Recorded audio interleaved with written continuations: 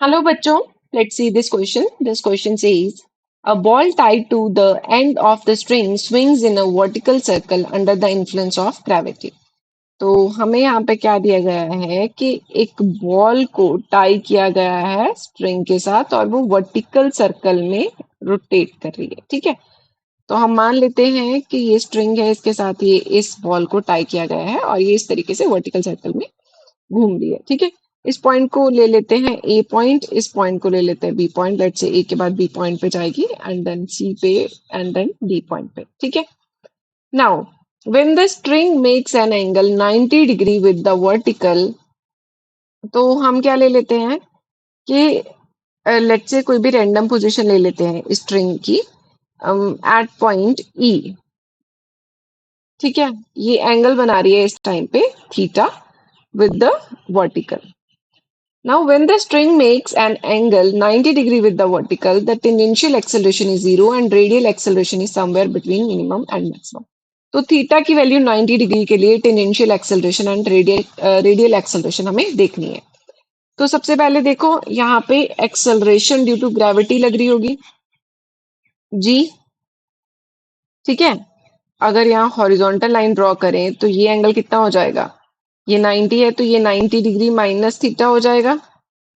यहाँ पे अगर टेंजेंशियल एक्सेलरेशन हम देख रहे हैं, टेंजेंशियल डायरेक्शन में अगर वेक्टर बनाए तो ये एंगल कितना हो जाएगा थीटा, और ये एंगल अगेन कितना हो जाएगा 90 माइनस थीटा, तो ये हो जाएगा जी कॉस थीटा और ये कंपोनेंट हो जाएगा जी का जी साइन थीटा। ठीक है, तो सॉरी ये क्या हो जाएगा जी साइन थीटा, क्योंकि कॉस ऑफ 90 माइनस थीटा लिखेंगे ना, कॉस ऑफ 90 माइनस थीटा कितना होता है साइन थीटा, तो जी साइन थीटा हो गया ये, और ये हो जाएगा जी कॉस थीटा। तो यहाँ पे टेंजेंशियल एक्सेलरेशन किसके बराबर आ रही है, जी साइन थीटा के बराबर। ठीक है, for theta equal to 0 degree tangential acceleration 0 होगी, यानी कि बॉटम मोस्ट पॉइंट पे, एट बॉटम मोस्ट पॉइंट, बिल्कुल ए पॉइंट यानी कि बिल्कुल नीचे का पॉइंट है, जब थीटा 0 होगा तो बॉटम मोस्ट पॉइंट पे टेंजेंशियल एक्सेलरेशन 0 है।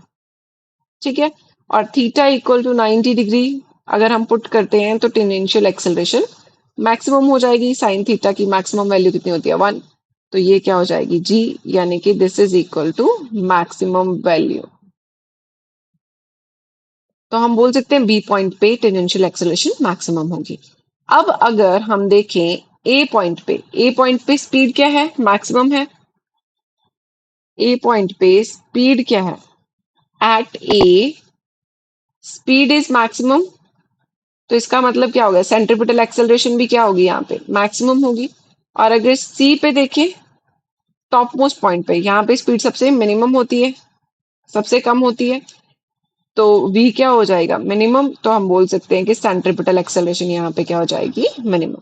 तो हमने देख लिया टेंजेंशियल एक्सेलरेशन की वैल्यू मिनिमम कब आ रही है और मैक्सिमम कब आ रही है, एंड सेंट्रीपिटल एक्सेलरेशन की वैल्यू मिनिमम कब आ रही है और मैक्सिमम कब आ रही है। ए पॉइंट पे वी मैक्सिमम है, यानी कि थीटा ए पॉइंट पे क्या है 0, सी पॉइंट पे थीटा कितना हो जाएगा 180 डिग्री, है ना, तो वहां पे सेंट्रीपिटल एक्सेलरेशन मिनिमम है।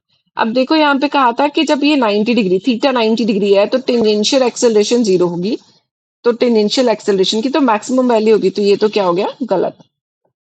Tangential acceleration is maximum, theta 90 पे टेंजेंशियल एक्सेलरेशन मैक्सिमम है बिल्कुल। Radial acceleration is somewhere between maximum and minimum, तो बी पॉइंट पे रेडियल एक्सेलरेशन क्या है मिनिमम एंड मैक्सिमम के बीच में ही होगी, क्योंकि थीटा इक्वल टू 0 पे मैक्सिमम है और 180 पे मिनिमम है, तो मिनिमम एंड मैक्सिमम के बीच में लाई करेगी, क्योंकि बी पॉइंट ए एंड सी के बीच में लाई कर रहा है, तो ये भी बिल्कुल सही स्टेटमेंट है, तो बी बिल्कुल सही स्टेटमेंट होगी। At no place in circular motion tangential acceleration is equal to radial acceleration, तो सर्कुलर मोशन में radial acceleration and tangential acceleration बराबर हो सकते हैं, ये कहीं भी नहीं होंगे, ये कहना गलत है। When radial acceleration has its maximum value, tangential acceleration is 0. तो यहाँ पे देखो रेडियल एक्सेलरेशन की मैक्सिमम वैल्यू है थीटा इक्वल टू 0 पे। ठीक है, सॉरी, रेडियल एक्सेलरेशन की मैक्सिमम वैल्यू है हाँ थीटा इक्वल टू 0 पे, और टेंजेंशियल एक्सेलरेशन यहाँ पे थीटा इक्वल टू 0 पे क्या है 0, तो ये भी बिल्कुल सही स्टेटमेंट है, तो बी एंड डी दोनों ऑप्शंस करेक्ट हो गए। I hope you understood it well. Thank you.